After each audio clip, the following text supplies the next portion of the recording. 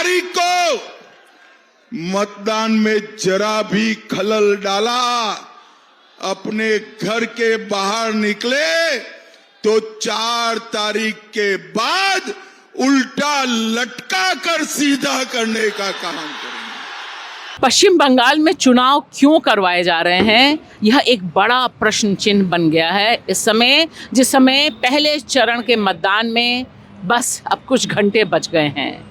23 तारीख को पहला चरण और 29 तारीख को दूसरा चरण। लेकिन जिस तरह से पूरा सिस्टम बंगाल में लोकतंत्र के खिलाफ एकजुट हो गया है, लामबंद दिखाई दे रहा है, वह बता रहा है कि क्या यह चुनाव महज एक फॉर्मेलिटी बन गई है, इसका परिणाम पहले से तय है। जिस तरह से सैन्य बलों की नियुक्ति, जिस तरह से 91 लाख से अधिक मतदाताओं के नाम काटे जाना, 7 लाख नए मतदाताओं के नाम जोड़े जाना, और सब कुछ पर्दे के पीछे से एक हिडन एजेंडे के साथ किया जा रहा है, उसमें पश्चिम बंगाल के चुनाव और चुनाव परिणाम को लेकर बड़े सवाल खड़े हो रहे हैं। हाल ये है कि टीएमसी के सांसद डेरेक ओबरान प्रेस कॉन्फ्रेंस करके इतना गंभीर आरोप लगा रहे हैं कि अगले 150 घंटे में बहुत बड़ा एक्शन हो सकता है दक्षिण बंगाल में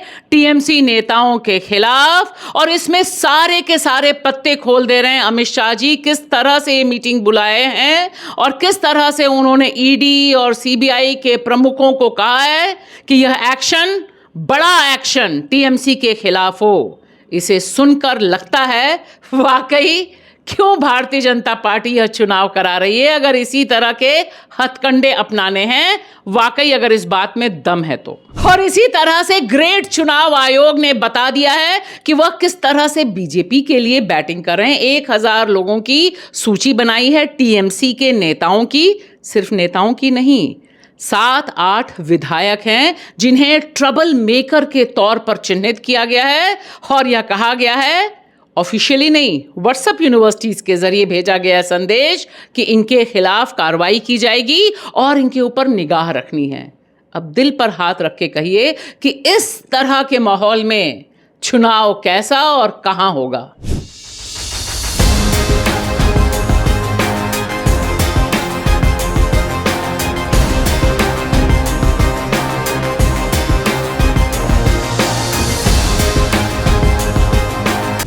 नमस्कार दोस्तों, मैं आपकी दोस्त भाषा, आप देख रहे हैं बेबाक भाषा पे हमारी ग्राउंड रिपोर्ट कलकत्ता से।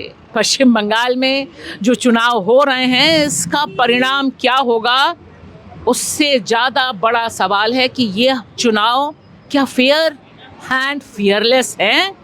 जिस तरह का माहौल बना दिया गया है, लाखों नाम काटे गए हैं, और कहने की ज़रूरत नहीं कि हिंदुओं के साथ साथ मुसलमानों के नाम, मतदाताओं के नाम बड़ी संख्या में कटे हैं। सिर्फ कटे ही नहीं हैं, जो इंक्लूड किए गए हैं, 7 लाख नाम जोड़े गए पिछले दरवाजे से, जिसके बारे में किसी को कोई खबर नहीं, कहीं कोई जानकारी नहीं। यह सारी कवायद बड़े सवाल उठा रही है कि जिस तरह से इस चुनाव की पूरी प्रक्रिया को चलाया जा रहा है, वह अपने आप में बता रही है कि पूरा सिस्टम साम दाम दंड भेद करके बीजेपी की सरकार बनाने पर उतारू है। We have credible information that a meeting has been called by the Home Minister of India in respect to Bengal. CBI head, ED head, NIA head. And here goes. We're saying this today. In the next 150 hours, some serious action has been planned before phase 2 of the polls. Mark my words, in the next 150 hours, some devious action has been planned. From Delhi, we learn this will probably happen somewhere in the districts of South Bengal, where the BJP are a big zero. यहाँ पर प्रधानमंत्री नरेंद्र मोदी की यह reel बहुत चलती है कि वह उतर कर जाते हैं, झालमुड़ी खाते हैं यह तो समझ आता है, लेकिन जिस समय पश्चिम बंगाल के मतदाताओं के सामने उनके अस्तित्व का सवाल है, उस अस्तित्व के सवाल को कौन एड्रेस कर रहा है? जिस तरह से तस्वीरें नज़र आ रही हैं जहां से ममता बनर्जी लड़ रही है और उनके सामने बीजेपी ने शुवेंदु अधिकारी को खड़ा किया है, और बीजेपी के लोग खुलकर हमें बताते हैं, बेबाक भाषा को बताते हैं कि यहाँ पर भी भवानीपुर में भी नंदीग्राम रिपीट किया जाएगा। यहाँ पर अभी क्या नाम जो कटे हैं, आप लोगों के जान पहचान में कुछ लोग हैं जिनके नाम कटे हैं? नहीं बिल्कुल नहीं। देखिए, नाम जो कटा हुआ है ना, वो डबल एंट्री जो था, जो एक आदमी 2 जगह वोट दिया था, उनका नाम कटा है एक जगह से। जो हमारे देश के नहीं है, जो बांग्लादेश से आए हुए हैं, उनका नाम कटा हुआ है। जो डेट मरे हुए लोग वोट दे रहे थे, उनका नाम कटा हुआ है। नहीं, लेकिन हम तो बहुत से ऐसे लोगों को जानते हैं जो लोग सामने खड़े हुए हैं, उनका नाम कटा हुआ है, जो यहाँ के 3 जनरेशन से वो लोग हैं। हाँ, तो उसके लिए डॉक्यूमेंट आप सबमिट कीजिए, काम उठ जाएगा। सिंपल। देखिए, ये देश के सुरक्षा के लिए SIR बहुत अच्छा प्रतिक्रिया है। ये सबसे बेस्ट प्रतिक्रिया है हमारे देश की सुरक्षा के लिए। हमारा देश तो कोई धर्मशाला नहीं है। आप आएंगे यहाँ पर, बेरोजगारी आज बहुत ज़्यादा है बंगाल में। हमारे यहाँ के युवा, उनको नौकरी नहीं है, इंडस्ट्रीज नहीं है।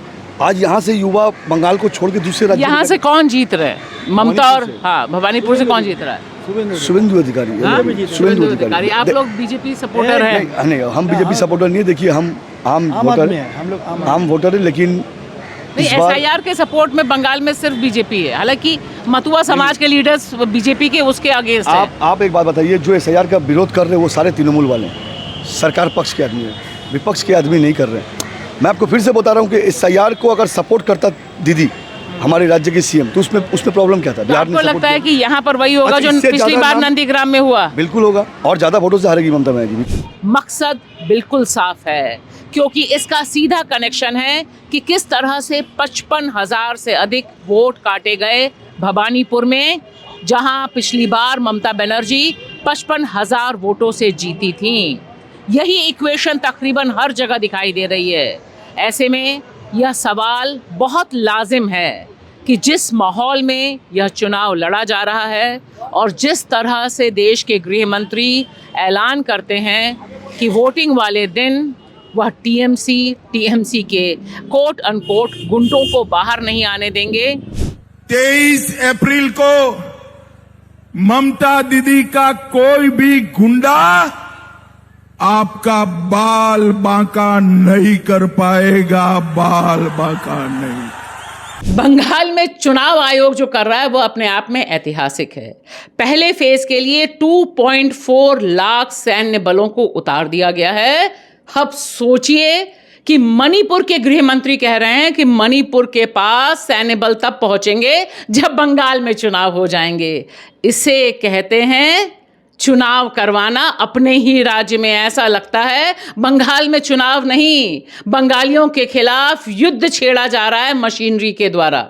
इसी के साथ साथ एक और फरमान पे बहुत ज्यादा विवाद छिड़ा हुआ है, वह है चुनाव आयोग ने जो व्हाट्सएप यूनिवर्सिटीज़ के ज़रिए तमाम पुलिस अधिकारियों को संदेश भेजा है, तकरीबन 1000 लोगों को चिन्हित किया है, टीएमसी वर्कर्स को, और सिर्फ वर्कर्स को ही नहीं, टीएमसी के विधायकों को, कि यह दरअसल ट्रबल मेकर हैं और इनके ऊपर निगाह रखी जानी चाहिए और कार्रवाई होनी चाहिए। ध्यान से देखिए, यह जो लिस्ट है बड़ी इंटरेस्टिंग है। इसमें सूती से जो टीएमसी के विधायक हैं ईमान विश्वास, उनका नाम है। मैकिलगंज से जो एमएलए हैं परेश चंद्र अधिकारी, उनका नाम है। दिनहटा से जो विधायक हैं उदयन गुहा, वह हैं। साथ ही साथ बेहाला पुरबा से रत्ना चटर्जी भी हैं। चोपड़ा से जो एमएलए हैं हिमदुल रहमान, उनका नाम है। करांधी से गोपाल गौतम, हेमंताबाद से सत्यजीत बर्मन और शमशेरगंज से अनिरुल इस्लाम। यह जो लिस्ट है, यह लिस्ट बहुत लंबी है। मैंने बस 9 विधायकों के नाम पढ़े हैं, लेकिन 1000 से अधिक टीएमसी कार्यकर्ताओं और विधायकों को चुनाव आयोग ने जिस तरह से ट्रबल मेकर की सूची में डाला है और ऑफिशियल कम्युनिकेशन नहीं किया, हालांकि खबर छपी, टेलीग्राफ में खबर छपी और सोशल मीडिया पर बहुत वायरल है, इसने बहुत बड़े सवाल उठाए हैं। और बंगाल में चुनाव है तो सब कुछ जायज है।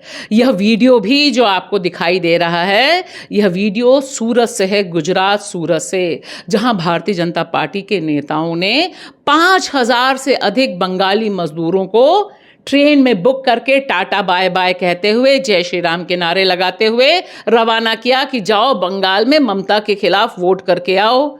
लेकिन ग्रेट चुनाव आयोग, उसे तो यह वीडियो दिखाई नहीं देगा।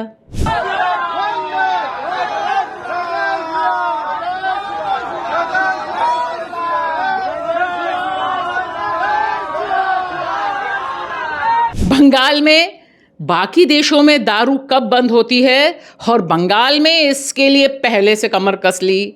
बहुत घंटे पहले ही दारू बंद हो गई वहाँ पर। लेकिन चलो वो तो समझ आता है, लेकिन ग्रेट चुनाव आयोग ने यह जो फरमान जारी किया है, उससे बेचारे बंगाल के मोटर बाइक वाले बड़े परेशान हैं। मोटर बाइक वालों पर कहर बरपा कर दिया। उन्होंने कहा खबरदार, तुम जा नहीं सकते हो, और अगर तुम आसपास दिखाई दिए तुम्हें पकड़ लिया जाएगा।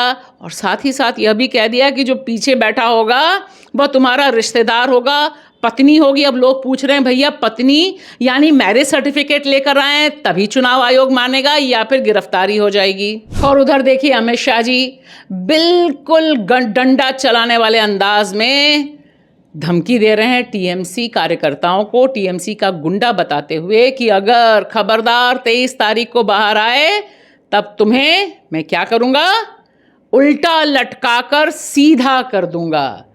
इसीलिए तो हम पूछ रहे हैं कि अगर टीएमसी कार्यकर्ता नहीं आएंगे, वोटर नहीं आएंगे और उनके विधायक ब्लैकलिस्टेड होंगे, तब कितना ही अच्छा फेयर और फियरलेस चुनाव होगा, है ना। उल्टी वालों सुन लो, चुनाव आयोग ने सीएपीएफ की व्यवस्था की है और ममता के गुंडे भी कान खोलकर सुन ले। 23 तारीख को मतदान में जरा भी खलल डाला, अपने घर के बाहर निकले तो 4 तारीख के बाद उल्टा लटका कर सीधा करने का काम करें।